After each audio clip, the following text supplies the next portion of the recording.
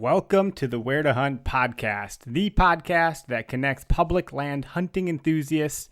Today is, what is today? August 23rd, 2017. I'm your host, Eric Clark. Didn't forget my name. That's a plus. I did forget my age on this podcast with our guest, Bud Fisher from CATCHIN DEERS. I don't think Bud knew this, but I did drink a beer while we talked about catching deer. Great episode. They got a lot of cool stuff going on over there at CATCHIN DEERS. Really exciting stuff. If you haven't heard of them, I really encourage you to check them out. They really kind of bring the spirit of deer camp to life through their brand, through their hats, through their shirts, all that good stuff. And they're just a good group of guys that are doing really cool things. And they're actually also giving back to conservationism through the NDA, the National Deer Alliance. So a lot of cool things going on. We'll get into that. I'll bring Bud on now and enjoy. Thanks. All right, we're going to go ahead and welcome our guest of the week to the show. Today we have with us Bud Fisher of CATCHIN DEERS. Bud, thanks for hanging out with me today. How are you? I'm good. I mean, I was just saying it's like a beautiful day here in Wisconsin, and you're not, I mean, you're kind of far away, but I mean, realistically, you're not that far away. You're just you north, just got to go. You just got to go around the lakes. That's all. Yeah. Got to go around the lakes to Ontario. Yeah. I start off every conversation of this sort. I start off with a big "How are you?" It's my Uncle Bob. Every single time you see him, he shakes your hand and he squeezes so hard he almost breaks your knuckles, and he says, "How are you?" Right? How are you? And we used him in our first ever video, and people now will bump into me, and that's all they ever say. So it's kind of caught on now. The big "How are you?" How are you? Caught as soon as you said, I'm like, oh my gosh, that's right. How are you? Like real loud in the video. That's right. That's right. Yeah, exactly. We have some fun with it. He's an awesome dude. We have some fun with him for sure. Heck yeah. But he yells it at you. He's pretty much deaf. So he was a logger for like 40 years, and he's pretty much deaf. So he'll yell it right in your face. How are you? I'm good. Look, I'm awake. I'm awake now. Yeah, exactly. Yeah. So no, I'm in Ottawa, Ontario is where I call home, and what was it? About a 17-hour drive back from Deerfest, Wisconsin. Yeah, I was thinking about that. Did you drive that? Yeah, because we had the whole booth set up and everything like that we had to bring on down, and so we drove it, stopped about halfway, and stayed there, and we had a great 3 days at Deerfest, and I mean, if anybody from Wisconsin hasn't gone to that, I'd recommend it. It was a great show. We had a really good time there, so and it was nice to bump into you and chat. Yeah, it was brief, but it was good. It's funny. You stuck out like a sore thumb. As soon as I saw it, I was like, oh my God, that's the guy. And you must get that a little bit more than you probably did maybe a year or two ago, huh? Where you got people that think that they know you and you're like, dude, I don't know you, but okay. Yeah, no, that happens occasionally. And people can't put their finger on it. That's the awkward part. I'm like, are you from so-and-so? They're like, no. And then we just go our separate ways. And I don't drop. It gets really awkward because I'm not willing to say, like, perhaps you've seen my Facebook or YouTube video. That's awkward for me. So Sometimes I'll just make light of it. And I'll just be like, well, perhaps you know me from my movies, and then laugh and walk away. Wait, what movie were you in? That's up to you. Yeah. No, that was a good time. I mean, they had really cheap beer at Deerfest. I brought my wife with me. We're 8 months pregnant, so she was pretty miserable walking around that whole thing when I was talking to everybody about deer. Yep, such a trooper. I still owe her for that one. Yeah. But no, it was a good time, and I bought one of your hats. I bought the classic CATCHIN DEERS black and white foam trucker hat, and actually a good buddy of mine yesterday just picked up a bunch of your stuff. I was telling him I was going to have you on the show. He's like, well, let me look at their stuff. So I think he bought like 2 or 3 shirts or something. He wanted a hat, but the one he wanted was sold out, which is a good thing for you guys probably. Yeah, you know what? It's been a struggle for us in terms of keeping things in stock, and so that's a good issue to have. We've had a really, really great response to our gear, our T-shirts, and our hats, and we've got a lot more coming this fall in terms of getting more into the lifestyle apparel stuff like hoodies and sweatpants and vests and things like that. So that sounds perfect for fall right now. Yeah, we've been very blessed and fortunate with that. We're excited to bring a lot more kind of depth to what we're doing in terms of the apparel line, and we're having a lot of fun with it. So our stuff, a lot of our hats right now are sold out. We've got more on the way, but I'm excited about some of the things that we're doing into this fall. Yeah, well, it's super exciting. Let me back up and just kind of. I always ask every guest, if they hunt private land or public land. We'll get to that in a second. I'll let you answer that, but. I don't know. I always try to bring it back to hunting. So how many years have you been hunting?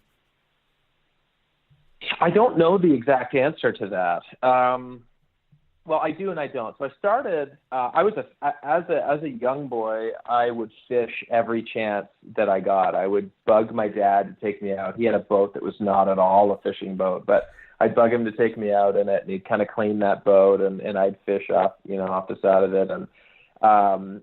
My mom had a friend who lived on the water, and I would just beg her all the time to go over to Diane's house so she could have a coffee with Diane and I could fish off the dock. And that was before I could really, gun hunt or anything. And so I would go up when I was pretty young, maybe 10, 12, 13, 14, up to my Uncle Bob, his hunt camp. And I was never, I didn't have my license at that point. So I was kind of sitting with my dad or my older brothers that hunted. And so it's been a part of my family. My dad duck hunted with his father. My mom's side does rifle hunting every year. And the way that they do it here is different. And there's a little bit of this happens in the States, but in our kind of hunting culture, we talk more about tree stand hunting, and we grew up running dogs where you'd have a bunch of guys set out and you would run dogs through and chase the deer through the woods. And that's really a very Canadian way of doing it. In Ontario, there's so much kind of big woods that it's very difficult to hunt, and people don't as much tree stand hunt, or perhaps they do, but I suppose more often than anywhere else I've seen, they'll run dogs through and chase deer through. And so that's what I grew up doing. But when I was 16, I bought a bow. I bought a Hoyt, like MT Sport or something like that. And I started bow hunting when I was 16. I wasn't able to bow hunt for 4 years in college. I was playing college hockey in Connecticut and didn't have a chance then.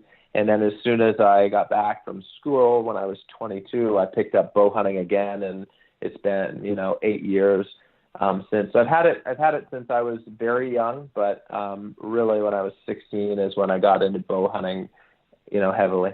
Nice. That's actually the same age I got into it. For whatever reason, I just missed the boat I think here in Wisconsin. Back then, I'm 30. I think I'm 31. Yeah, I think I'm 31. I had to think about it. I think the hunter safety ed stuff was like 12, and I missed all that. I don't know. I was whatever. And then I think 16 was the first time I actually went hunting in the Nicolet National Forest here in Wisconsin. That was I didn't see a damn thing. I didn't get anything. I was freezing cold. So the fact that I stuck with it, I don't know. It means I'm crazy or something, but I think we all are when it comes to deer hunting. Yeah, absolutely. Similar story for me. I mean, when I was younger, my parents, when I was in high school, this is one of the reasons I bought a bow and started bow hunting is my parents bought a farm that was a 100-acre farm outside of town, and we didn't farm it. It was kind of one of those hobby farm recreational properties, and we had some good deer hunting on that. I was very fortunate to be able to do it. I was not very successful at it. I remember one instance when I was young. I was hunting, actually, we had a swamp on the one side, on the north side of our property, and I got permission on the other side of that from the landowner to hunt because I'd never been over there. And I just went and kind of stump sat and had a buck come out behind me sitting on the ground, and it made a scrape and circled out. And it came around a pine tree, and it was just stepping out into the opening, kind of a clearing that I was hunting, and I drew my bow and it stopped, and it didn't present me with a full broadside shot. And I, being the rookie hunter that I was and not very patient, decided to try to sneak one in, and I caught shoulder blade. I saw the arrow as it ran away sticking out of that shoulder blade and didn't get very much penetration. It was raining, and I never recovered that deer. And it's obviously not something that we like to have happen or celebrate, but I learned a big lesson very young when it comes to, shooting with the bow. And So that one hurt a lot because that was a very nice deer, and I was young and just kind of starting out in hunting. And it's one of those painful experiences that you have that causes you to learn and grow and practice a ton and make sure you're responsible when you're doing it. So you're absolutely right. I think we all have, I mean, I would like to think we all have. I mean, some people get pretty lucky, but most of us seem to have that one experience where you're like, man, you know, you just feel terrible about it. And that's kind of what really makes you feel like hunters are very empathetic towards the animal. We're not like out there to kill, hoorah, dead deer. We're a lot of respect for the animal in some cases. Really think about what's going on. Absolutely. Out there.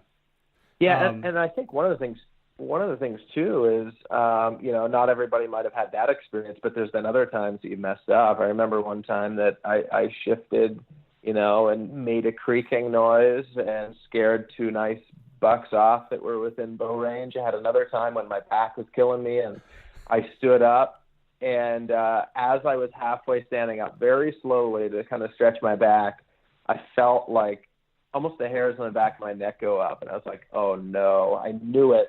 And I turned around and locked eyes with a mature 10-point buck that was behind me. They're just and like he took ghosts, off, man. It's like, come on. You know, the second you do that, it's like, damn it. It's happened to me too. And I get impatient too. So I'll do the stretch or whatever. And I'm like, there isn't shit around here. There's nothing happening. And then sure enough, that's the moment. If I would have just sat still for a second longer. Exactly. But that being said, I hunted hard, and I think 4 days later, I shot that same deer out of that same stand. Nice. I had him. He made a mistake, and you know the wind was right, and I ended up shooting him. That was the first deer that I'd shot with a bow back, I guess, eight or so years ago. Nice work. So, yeah. Nice work. So it sounds like you're a whitetail hunter through and through, but is that what you like hunting the most or love hunting the most? You know what? It's hard to say. I would say yes. Yes, it is. I've done a lot of hunting across different species, and I enjoy it all for different reasons. But I spend the most time whitetail hunting. I shot a moose with my bow 3 seasons ago in Ontario, and that was quite the experience. Standing on the ground 23 yards. I had a stare off with a bull moose, and I was at full draw, and I held for about 2 minutes and was just shaking because when I drew, he turned and faced me, and my friend was 75 yards down the cut line, and he called and turned it, and I put one behind the shoulder and was absolutely shaking. If I had another probably 10, 15 seconds in me that I could hold at full draw, and then I would have had to let down, and that moose would have been gone. That was quite the experience. I've shot black bear with my bow, deer, and I got into waterfowl and turkey hunting probably 2-3 years ago, and I love waterfowl hunting. There's something about it, those mornings and, you know, calling and having, you know, a group of mallards turn and commit after you called them. That's a lot of fun. That gets me going too. So I do spend a lot of time in the fall doing waterfowl hunting, and here in Ottawa, for goose hunting is a lot of fun because you'll drive right into a cut cornfield and set up all your decoys in a cut cornfield. And we have one of the biggest staging areas for Canada geese in North America here in the Ottawa Valley. And so we're very, very fortunate. And we get in some geese here as well. So that's a lot of fun and relatively new to me. And it's social, you know, we do some management. Yeah, we do some management for whitetails, and we've got some property that we have food plots and that we manage very intensely, and we shoot, you know, only 4.5-year-old deer. I have buddies that have come out and shot their first deer, and he was a 3-year-old, and they were super happy with it, and that's awesome. We choose to shoot the, you know, kind of the QDMA style. We shoot the 4.5-year-olds because that's, you know, the active choice that we make. I feel like I have to give a disclosure. Like, what I don't like in the hunting industry right now is any sort of buck shaming. Like when I see somebody that shot their first buck and are like, you know, yeah, but he's 4 years old, or he's not huge butt, or like that bugs me. I think it should be a situation where if you shoot your first buck, if it's a spike or if it's a 4-point or a 6 and 8 or a giant, like we all deserve to be super stoked and proud about any deer that we take, because it's such an accomplishment and it's such an experience. And so we choose to do the 4.5-year-old because we have great deer hunting where we are, and we have the ability to manage for whitetails of that class. Yeah, and it's exciting to let them grow though too. Like I do most of my fishing as catch and release, and I kind of equate that to, I don't know, I like the act of fishing. You know, and don't get me wrong, like I'll go fishing for eaters, and that's fine, but that's a different kind of day. And as far as I'm concerned, it's a pretty good feeling to throw one back. And I got to imagine, you know, I don't have that style hunting yet. I'm a public land guy, so I take what I can get most of the time.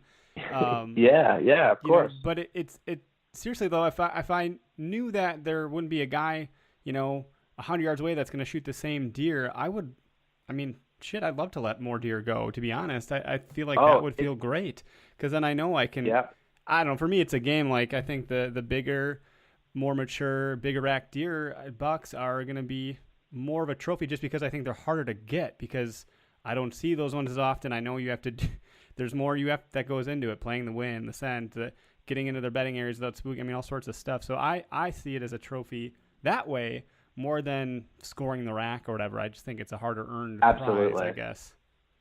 Absolutely. There's something about a big-bodied old rugged buck, regardless of how big his rack is. There's something about it that just is awesome. But we are fortunate to be able to manage for deer. I passed on a deer that was, I think, 2.5 years old, and it was a nice, promising wide buck on our property here in Ontario, and I could have shot him, I think, 3 times one season and passed on him, and I didn't see the next year, but I got pictures, and then the following year, and now he's like a 6.5-year-old deer this year. See, that's just a heavy body, but he's so much different now. Like I passed on him 3 times one year, and last year I didn't see him. A friend of mine saw him, but now he's a ghost, and now you shoot him, and it's a totally different ball game. Yep. And so that's fun. That's fun for us. But you throw in other hunters into the equation in public land, and that deer, would have been a trophy at 3. You know what I mean? Absolutely. So it's very different, but, to each his own. So, but that's got to be, that's a totally different feeling to say, like, because then there's this familiarity. There's the years past and the fact that it's 3 years later. Holy crap. What a cool, that's something I can't relate to that I think I would love. And that's playing the long game. That's like, I feel like I love business and I love marketing, and that stuff aside, I like playing the long game in that world. So I feel like I'd love it deer hunting. It's a lot of fun. It's cool that I can go back and compare and watch that deer grow from 2 to 6.5. So it's a pretty neat thing. Now that's not a common thing for me here in Ontario. Like that's one deer over the last 6 years that I've got pictures of every year until he's 6. He'll be the only deer probably over 4 on our property this year, because we do have pressure around us and it's not a huge chunk of property. That's just a smart deer that survived. So I don't want everybody thinking that I'm in Iowa with 17 shooters lined up for me to take my pick. It's not that, but we have, we can do a little bit of management. Yeah. Well, that's cool. And the management part is, I got to be fun too, because you're getting prepared. And I just went out with some buddies last Saturday, the guys that actually go hunting with every year, the gang, the deer camp dudes. And we all got together to actually film like a commercial for the app that I have. And it was so difficult. It was like herding cats, trying to get us to do anything, because it was like hunting. We're like, well, this is basically a mock hunt. So we were like talking about all the same old stories from last year. I was like, oh my God, I'm so excited for deer hunting already. And we're not even, we're close, but we're not that close. So it's just, absolutely. Well, we've done that, the filming, the herding of cats a number of times now. For those of, those that might not know, we're an apparel company, but we have a very heavy, digital media focus. We do a lot of, lifestyle videos that we try our best to be funny. And we're going to be doing a lot more of that this fall. We're going to start. I'll be in a tree stand in Kentucky in about 2 weeks' time. So on the 2nd of September, which is Saturday the 2nd, is when the Kentucky opener starts. And so I'll I'll be hunting in Kentucky for early season velvet bucks there, and then the season commences. And I've got black bear in Ontario and waterfowl, and then we get into October, and I'm hunting Ontario here, which is kind of early season. That was October in Ontario, and then we get into the rut, and I'm going to do Ohio and Tennessee, and we're going to film all that, and we'll have a Catchin' Deers show that will be airing on digital platforms. So pretty excited about that. Super exciting. I mean, you nailed it with the brand, and I know, like, I read the backstory, and I may have heard you on the Working Class Bow Hunters podcast, and it's so funny because before any of that, I was probably one of the first couple thousand people that saw your initial video, and right away I was like, well, this is going to be big. I mean, these guys you get it, but you get it because you don't care what other people think. You're doing it for yourself, and that shows. And it, not in a bad way, but it shows in, like, it's so authentic. You're not trying to fake the funk. You're not doing anything to, I don't know, show, but you're doing it for the right reasons. And I think that echoes pretty loudly in the hunting community. And it's so synonymous with deer camp that it gets you excited about it, because there's so many serious talks about hunting and tactics and tips and tricks and who is who and what's the latest product or bow or arrow. I mean, all that stuff. And at the end of the damn day,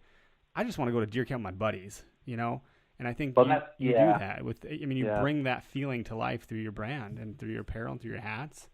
That's super cool. Thank you. Yeah. Well, we appreciate that. That's we didn't set out to build a deer hunting company. We're at the hunt camp, and the jokes kind of spilled over until we have the ability through one of our friends to make some apparel. And so, one of the jokes spilled into the original Foam Trucker, where, Austin, one of my buddies, came into the hunt camp, and he's not traditionally a hunter. He'd done some stump sitting with a friend of his, but not a through and through hunter. And he came in and, asked us if we taught anything. And so we're like, excuse me.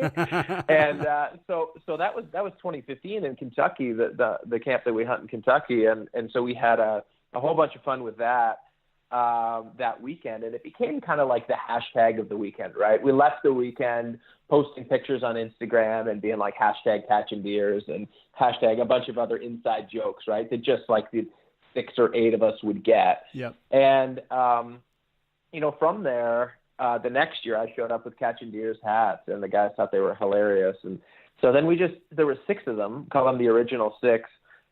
This one does not include the Chicago Blackhawks in this original 6, just Foam Trucker hats. And, so we started wearing them around, and people are like, man, that's awesome. I have my mother-in-law always asks me that. Where'd you get that hat? I want that hat. And we're like, I just made it, And so we decided, we're like, all right, well, we've had enough people ask us that let's do this. Like, let's make some Foam Trucker hats. We'll make a video that's true to the brand. The intention of this whole brand is a joke, right? So let's make a funny video playing on that joke and see what happens. And then it just it did what it did. And here we are. So the first little while it was just trying to kind of keep our heads above water with it. And then now I'm committed to it full time and have got some people that are doing work for us and things like that. And now we're going into the fall with some exciting partnerships that we have together, and we're doing this show. So things happen fast, super blessed, but to your point, the authenticity of it is, I think that's really stemming from, we weren't trying to accomplish anything, we were just kind of being us. Yep. And thinking that, like, our buddies and, maybe a few of their friends would see it. And it just kind of went bigger than we thought it would. And we just kept following it up with more stuff that really appeals. We just kind of do the us test. If we think it's funny, then we do it.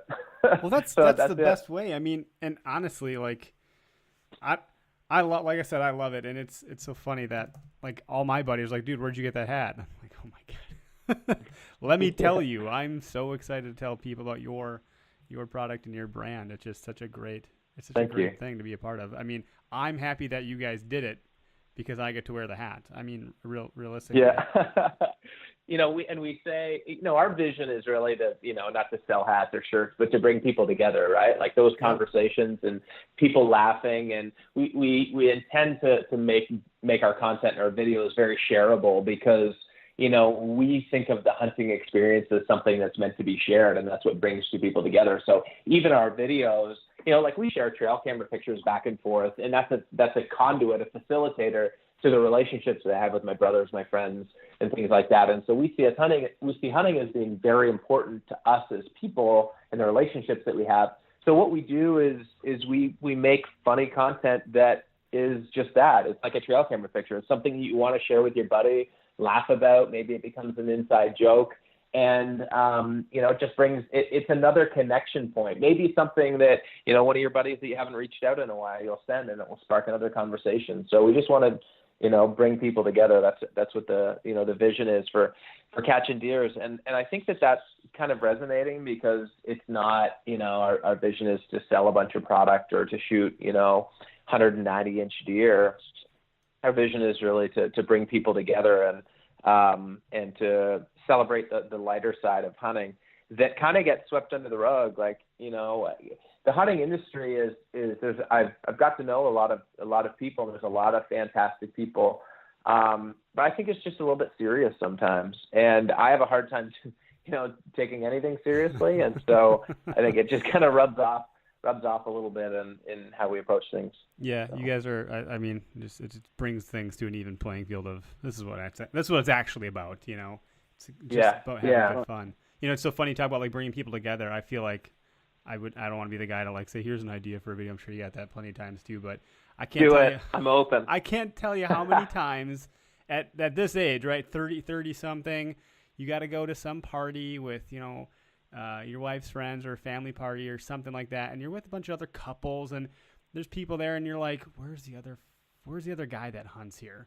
Because I'm not trying to talk about whatever else these other guys are talking about. And sure enough, you link up with that other hunter, and it's like, it's almost like, this romantic scene, like, oh, we locked eyes, and we started talking about, and the whole rest of the room faded away because we're talking about deer, and then the night's saved. Yep. If I don't have that other guy that knows hunting in some sort of way, shape, or form, it's like, oh my God, this is going to be a long night at this freaking party thing.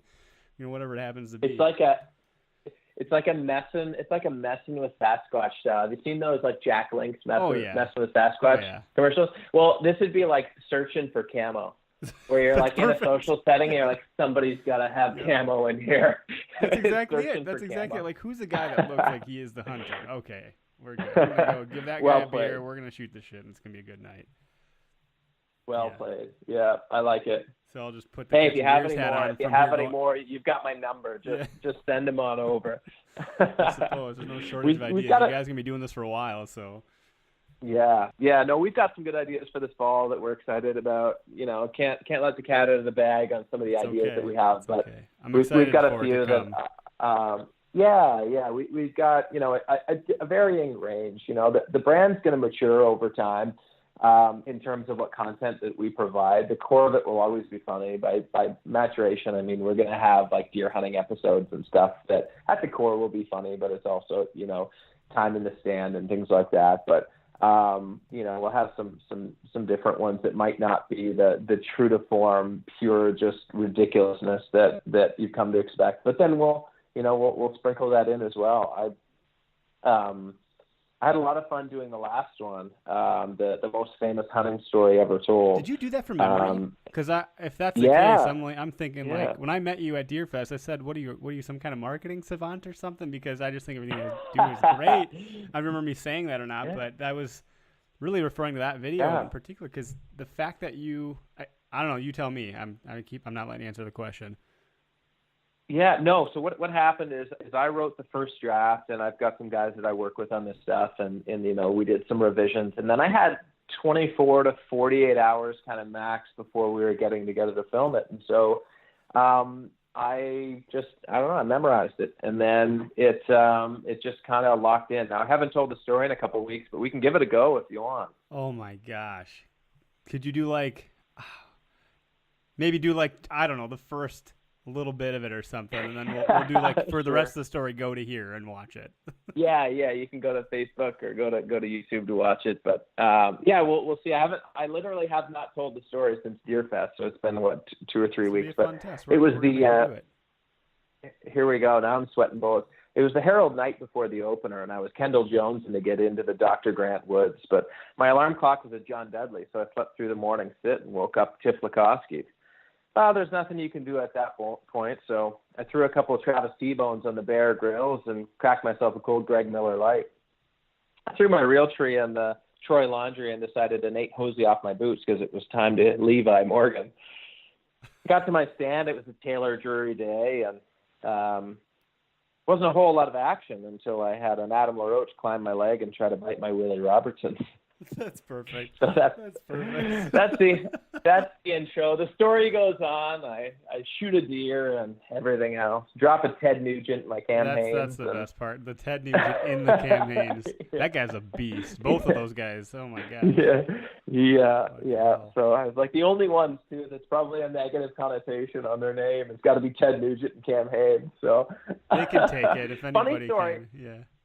Okay, so funny story about Cam Hanes. I met him once. I met him at ATA 2 years ago, and I've never done this in my life. I've been very fortunate that I've met a few famous people in my day, and Cam Hanes happens to be one of them. But I walked up with my friend Bobby to Cam Hanes, and I was like, Cam, nice to meet you. That's Bobby, and and I stuttered and I stopped and I couldn't even get my name out. And I was like, the funniest part, like I've stuttered before, but I got so mad at myself. And Cam looked at me just like, it's okay, kid. It happens all the time. Oh my God. It was the most embarrassing thing ever. But I was like, Cam, I think I might have just fanboyed on you. And it was one of those really embarrassing moments. Of my life, and now I guess I tell the story on podcasts, but it was one of those things that I don't think I've ever done that in my life. And I met Cam Hanes, and I was just like, oh, that was so stupid. I haven't met anyone that, so it's fun. I met Lawrence Fishburne once. I got to shake his hand, and that was pretty neat. And I didn't get nervous. That was a weird thing. I was totally fine, and it was funny because literally the night before I met him, I had watched the movie that he stars in, Assault on Precinct 13, where he's like some like big mob guy. He's a scary dude. And I met him on set for Aquila and the Bee, which is like a movie about a spelling bee. And he's like some like, suburban dad or whatever. Tell me you were an extra. Were you an extra or were you a star? I was an extra. That's awesome. And that's awesome. Yeah, that was a long time ago. Obviously that movie you could date it. But I was like, dude, last night you were killing people. And he's like, what? I'm like, oh yeah, I should probably explain. I was watching Assault on Precinct 13. One of the videos that I want to do at some point is go to like an APA or a SHOT Show or something and just these like celebrity hunters and interview them. But I want to do it like what's his name? Will Ferrell does in Saturday Night Live. Oh. When he has like, I forget who it was. It was like McCartney. I think it was like McCartney. And he's like, remember that time when you sang that song in front of the crowd and there was like 50,000 of them? That was awesome. And he never asks them, like he never even lets them answer a single question the whole time. And he just like reminisces with them. And so part of me wants to do a video along those lines where you do just the most ridiculous interview ever. You can get away with it. And that celebrity doesn't even have to answer a question. They're just like, yeah, I remember that. Yeah. That'd be perfect. Anyway. Their face. It's going to be totally different than what they're used to. You're not going to be fawning over them. I mean, you might be stuttering when I'm just kidding. Yeah. Hey, that happened I would claim it wasn't even nerves. I'm like, come on, it wasn't Wayne Gretzky. It was Cam Hanes. Come on. That's great. Anyway. I got like this weird thing. I've never done this before, but I figured we'll call it rapid fire questions. And it was me attempting to like really kind of go down the path of catching deers. So they're really ridiculous questions. And I figured if I ask you quick, you don't have time to think about it. You're just going to have to answer this stuff. Uh-oh. So, is there post editing on this? Not that there'll be foul language. Yeah, There'll no, just be dumb answers. I don't. I actually, it's funny you say. I actually don't do that. I did, I think, initially because I was like so concerned. I'd get rid of ums and ands, and eventually I was like, yeah, screw it. That's not authentic enough. So I stopped doing that. So if you goof, it's okay. All right, here we go. So there's how many other? We got 1, 2, 3, 4, 5, 6. I think 7. Okay. All right, ready? Let's fire them out. What's the biggest deer you've ever caught? I'm over. If I'm answering that truthfully, I'm over. Biggest deer I've ever shot is a 141-inch 8-pointer in Velvet in Kentucky. Well, hold on here. So not shot, caught. Yeah, so I'm over. I have never caught a deer in my life. Well, then the rest of it's truthfully, I don't know anybody that's ever caught one. It's all a hoax. It's all a lie. Yeah. I hope no. You know what? There's some people. There's some people that do helicopter tours. Long-winded answer to a rapid-fire question. I apologize. And they net and trap deer so that they can do tagging. And I really want to do that. They didn't respond to my email, but you know what? I hope to respond next time we do this and say I caught, a doe with a cannon net out of a helicopter in Utah or something. So I'm working on it. I might have something for you for that. My buddy, a really close friend of mine who does a different podcast with me, his dad was part of the Safari Club International, and he has a deer farm of he has 50 deer, and he started out because he would net them. So he has patented a net gun to catch deer. Did we just become best friends? Might be a good Yup. Yup. You want to do karate in the garage? All right. Yup. Oh, man. Perfect. That's awesome. That's awesome. Number two. They're all about catching deer. I was hoping you were just going to make some shit up here, but... Well, let's make it up then. I'm an honest guy. Okay. How long was your longest deer riding experience? How long could you last on a deer? 8 seconds. 8 seconds. Have you ever caught a unicorn? Have you ever caught a unicorn buck? No, I've seen one, and I got within 3 yards, and it winded me. Wind swirl. Perfect. Oh God, what do I have here? Have you ever? Oh, how bad does it hurt getting pierced by an antler horn? Took one in the shoulder. Had to have surgery. Tore my labrum. And just missed the groin on one, so I can't specify. But I would say on a scale of 0 to painful, it would be excruciating to take one of those in the nether regions. Yeah, I wouldn't want that either. Not even close. I feel like that'd be a mess. What's the best way to train yourself to catch deers? You know what? There's a lot of talk right now. There's a lot of, there's supplements out there and things like that. But I'm a Rocky 5 kind of guy. Is it Rocky 5? No, Rocky 4. I would say that you should go to Russia. You should work out of a barn and throw logs and heave hay bales is probably the best way. When you return from Russia, you'll be able to take on those deer for sure. You'll get it that way. Okay. And then what do you do when you actually catch a deer? What happens? Do you hug it? Do you walk it back to deer camp? Do you talk with it? What do you do when you catch it? You take a selfie. That's it. Isn't PETA doing that right now? Yeah. I just saw something like that. It was confusing, but now I'm starting to see more of it. Yep. You take a selfie. I wouldn't be surprised if PETA reached out, not understanding the joke of our brand and being like, "Can we help promote that you should catch and release deer as opposed to shoot them?" Yeah. Oh man. Absolutely. What's the perfect distance to start a spear tackle when you're catching a deer? Should you be 2 feet, 10 feet? I mean, how far can you really launch yourself to wrap tackle a deer? What I like to do is similar to a field goal kicker. I like to take 2 big steps back and 1 to the left, and I take 3 strides and I lay out. That's how I get on them. And then you got to have the phone in the hand. You get the selfie almost midair, right? Tackling this deer. Boom. Yeah. Absolutely. So that's it. Those are the questions. So, one other thing it's that I want to mention. Well, let's do this. We'll do the recap here. I want people to know where they can find you, where they can buy your memorabilia, all that good stuff, where you're going to be in the future as far as trade shows. And then you had mentioned that you got some partnerships going on, and I think one that I'm privy to that maybe you can enlighten me and the audience on is, do you guys have a partnership with the National Deer Alliance? Is that correct? Yeah. Yeah, absolutely. So we've got some sponsorships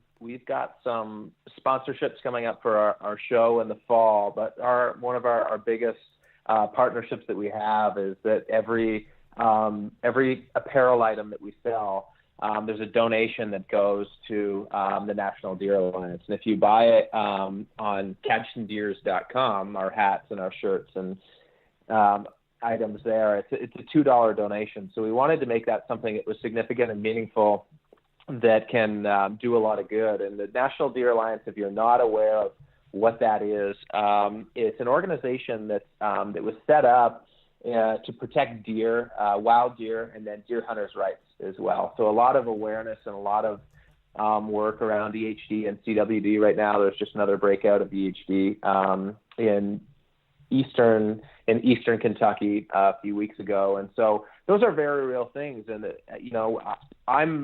we had in Ontario our spring bear hunt taken away from us for a period of I think 5 years, and that was a very, very big impact, not only on deer hunter or on hunters that harvest bear for meat, but there's a huge industry in Ontario, and specifically Northern Ontario, where people's livelihood are guiding and outfitting for these animals, and that was taken away for political reasons. And so that's kind of near and dear to me, that we sometimes take it for granted. And certainly in the markets that we deer hunt in Ontario and in Kentucky and Tennessee and places like that, it's very easy to think that this will be this way forever, and that's just not the case. We need to be active in protecting it. So we're passionate about that.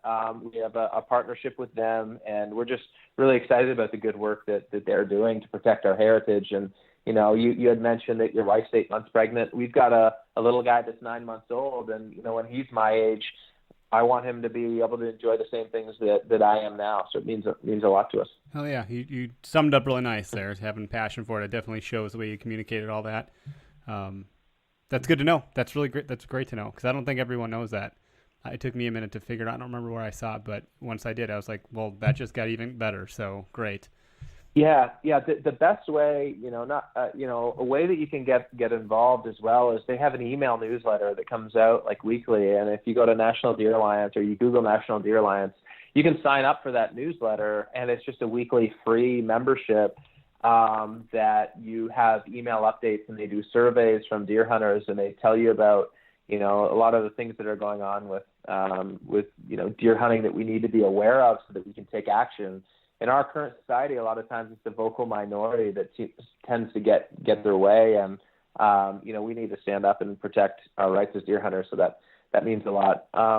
Also, to answer your question, where to find us, CATCHINDEERS.com is our website. We're on Instagram at Catchin Deers, and on Facebook at Catchin Deers as well. And we have spell Catchin Deers once. Different. Spell Catchin. Yeah, that's very true. So CATCHINDEERS. So it's not catching, it's catchin. I looked at it too many times last night typing stuff up, and I started thinking catchin, like a cat's chin. So if you want to remember it, if you're listening, Catchin Deers. Catchin. You know what? I hadn't even viewed it in that lens, but it's a catchin. That's right. Sorry, I didn't mean to. Yeah, whatever. That's how I. Too late of a night looking at stuff, but I'll let you go on. All good. No, I certainly appreciate you having me on. Yeah, and what's your favorite hat? Do you like? Is it the classic, or do you like? Because I gotta imagine there's got to be some selfishness behind picking the stuff. It's got to be stuff you guys like, Which one's your favorite? You know what? So the one I wear the most, the Catchin Deers foam trucker, the black and white foam trucker, is so comfortable. It's my favorite hat on the planet. So I wear that all the time. I have one on right now that's called the Darrell.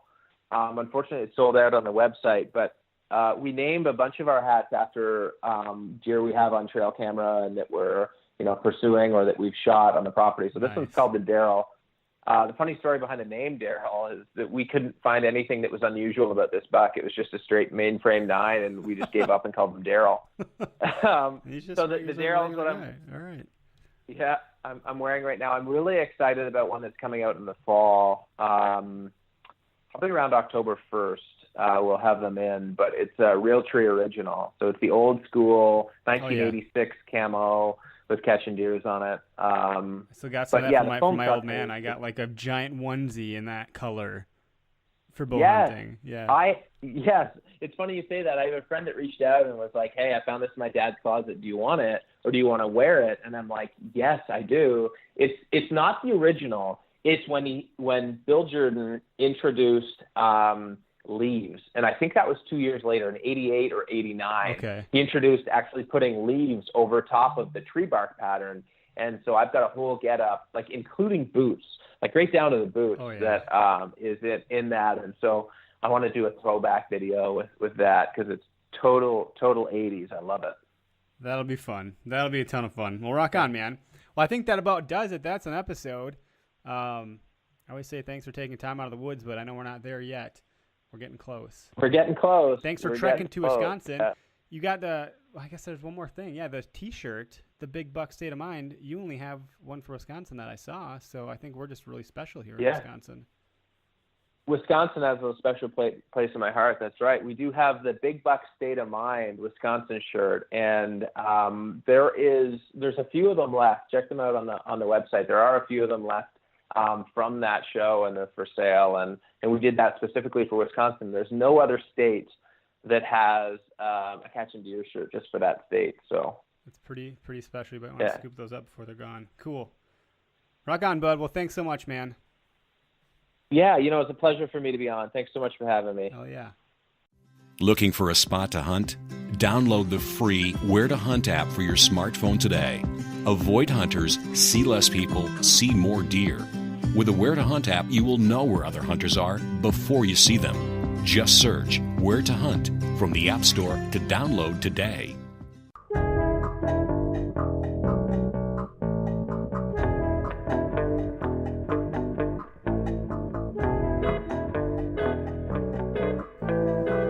All right, so that was a great episode with Bud. Ton of fun, a lot of laughs. Hope you guys and gals all enjoyed this week's episode with Bud. And the tip of the week this week is pretty straightforward. Don't take yourself too seriously. That's the tip. And maybe take that a step further. And if you see on social media as like trail cam photos are starting to be shared and passed along, like commented on, showing up on social media, whether it's Instagram, Facebook, or Twitter, whatever you're into, try complimenting someone. If it's not the biggest buck in the world, or if it's not like, something maybe you'd shoot, but maybe they're excited about it, don't put them down. Or if you see someone putting them down, stand up for them. I think a lot of people are tired of seeing that kind of garbage. I don't know who perpetuates that stuff. I don't know but anybody in my circle of friends, and I don't see a whole lot of that happening on the Where to Hunt Facebook page or the Instagram page. Twitter's kind of just crickets. Can't handle all the noise there.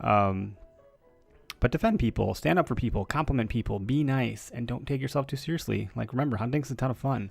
Let's think back to deer camp. Just a good time. That's what we look forward to as hunters. So that's my 2 cents for this one. And I hope everyone has a great day, a great week, a great weekend. Whenever you're listening to this, a great ride into work, a great walk or run on the treadmill, maybe a good ride on the bike.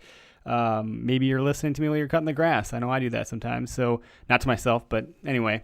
That's what I got for everybody today. It'd mean a ton to me if you could give us a rating on iTunes. If you go to iTunes, you can search Where to Hunt Wisconsin Podcast. That's the title of it. You could also just go to bit.ly/W2H Podcast. It's a real short way to get there if you don't know how to type anything in. I know the iTunes URL is super duper long, so I figured bit.ly/W, the number 2, the letter H, and then podcast, bit.ly/W2H Podcast. And you can leave a review there too if you like what you hear. I'd love to hear your feedback one way or the other. Thanks so much, everybody. Have a great day and hunt public.